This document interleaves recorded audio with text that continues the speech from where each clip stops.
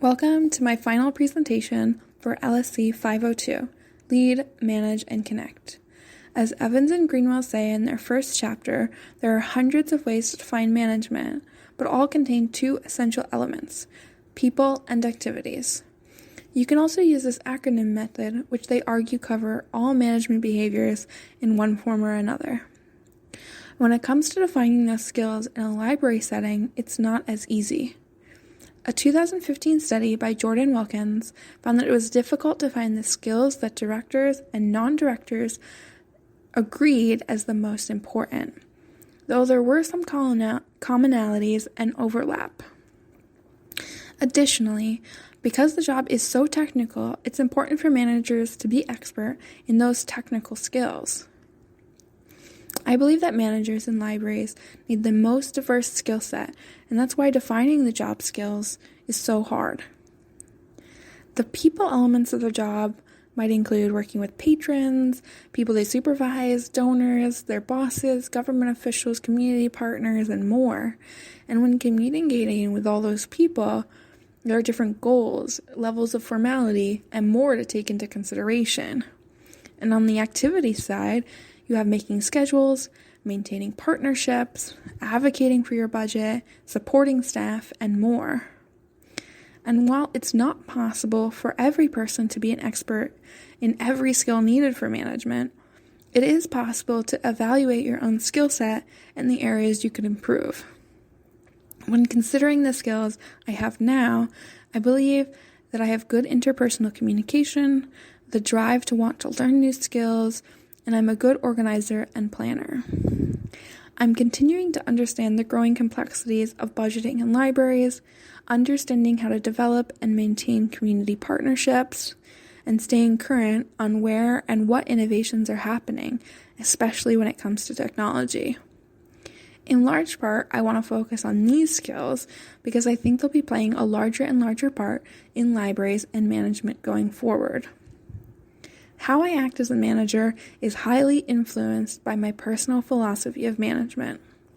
I try to be very explicit with my instructions and explanations and have good understanding of anything before I ask others to learn it. I want to create a safe space for people to come and talk to me if the need arises or to feel comfortable asking questions. For me, the most essential tenet of my philosophy is that everyone you work with and encounter is a person first. As it says in the ALA Code of Ethics, we affirm the inherent dignity and rights of every person. And this is why I have a strong behavioral approach and why I think it's quite effective. It's essential to have high emotional intelligence, to be able to navigate all these different relationships I mentioned before, and to have the flexibility to be able to handle a wide range of situations that might come up. A 2009 study showed that you can actually teach emotional intelligence, which is great for any team. The final essential part is effective communication. I strongly believe that most issues happen because of poor or ineffective communication. Bad communication will make your job much more difficult and is bad for morale. It's important to model those expectations and give people opportunities to develop their skills, as well as being clear about the level of communication you expect. When you first consider Evan and Greenwell's breakdown of the types of skills needed for individuals at all levels, it can be hard to see the overlap between managers and leaders. Leaders are more focused on the future, about seeing where the organization can go, and inspiring people to see that vision, and being the final say in decision-making. And management is more about the technical skills. While they do have authority too, it's often guided by the leadership decisions. And what they do from day to day is extremely diverse. I do think a manager can be a leader though.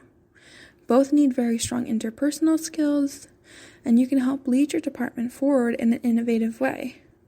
You can encourage your workers to get trained in things that will help them and the department to grow. I think you can also be seen as an inspirational figure. In my experience, managers who are viewed as leaders often do end up moving up into administrative roles because of the skills they have. Thank you for joining me. I hope this gives you some more insight into my management philosophy. Thank you.